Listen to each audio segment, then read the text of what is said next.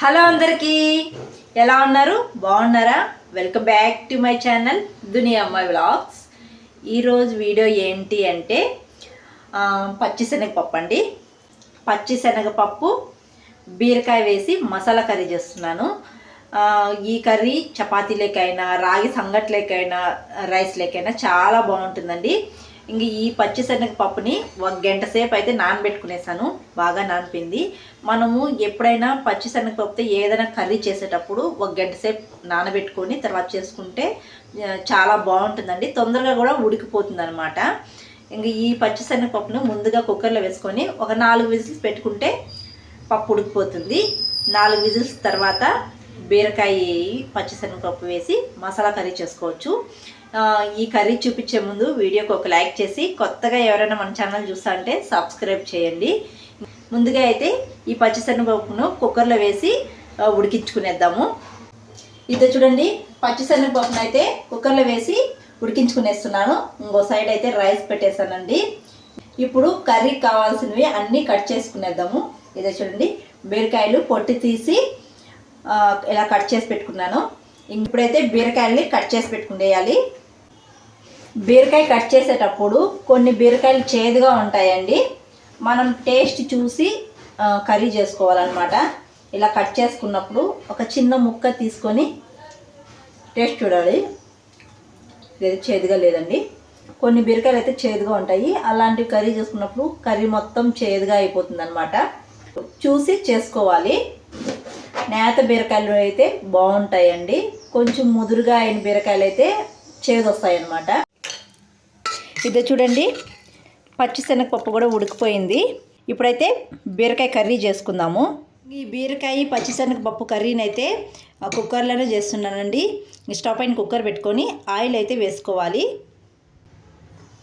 Oil heat అయిన తర్వాత పచ్చిమిర్చి, సన్నగా కట్ చేసిన ఆనియన్స్, కొద్దిగా కరివేపాకు ఇవన్నీ వేసుకునేయాలి.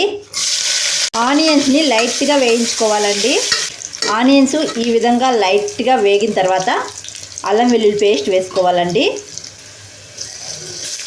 అల్లం వెల్లుల్లి పేస్ట్ వేసుకొని పచ్చివాసన పోయేదాకా వేయించుకోవాలి. అల్లం వెల్లుల్లి పేస్ట్ వేయించుకున్న తర్వాత ఇప్పుడు మనం కట్ చేసి పెట్టుకున్న బీరకాయని అయితే వేసుకునేయాలి.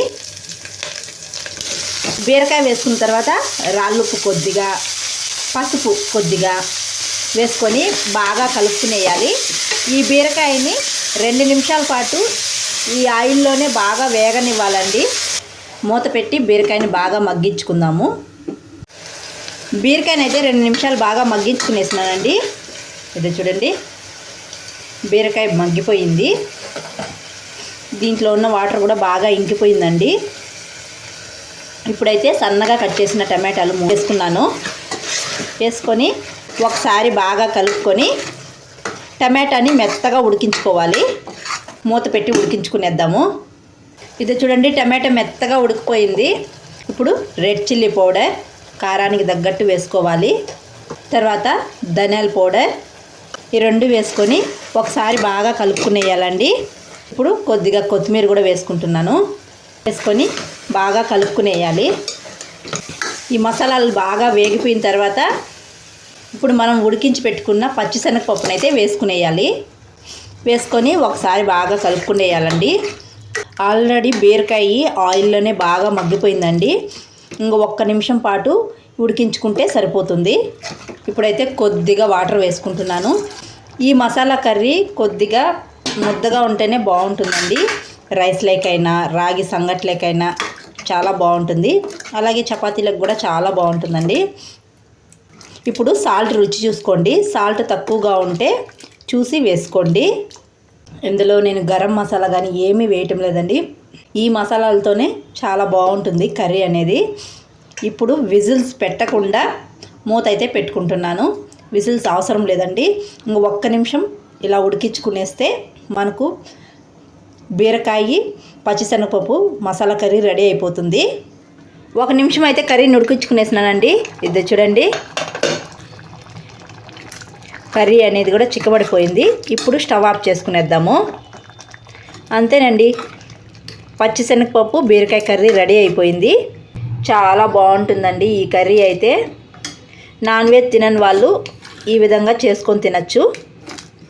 ఇంక వేడివేడిగా రైస్ కూడా అయిపోయింది, ఇంక సర్వ్ చేసుకొని తినడమే. ఈరోజు మా లంచ్ అయితే ఇలా సింపుల్గా ఉందండి. మా లంచ్ అయితే అయిపోయిందండి. పచ్చిశనగపప్పు బీరకాయ కర్రీ చాలా బాగుంటుంది. ఈ కర్రీ రాగి సంగట్లేకైనా అలాగే చపాతీలకైనా ఇలా రైస్లకైనా చాలా బాగుంటుందండి. వేడివేడిగా ఉంది.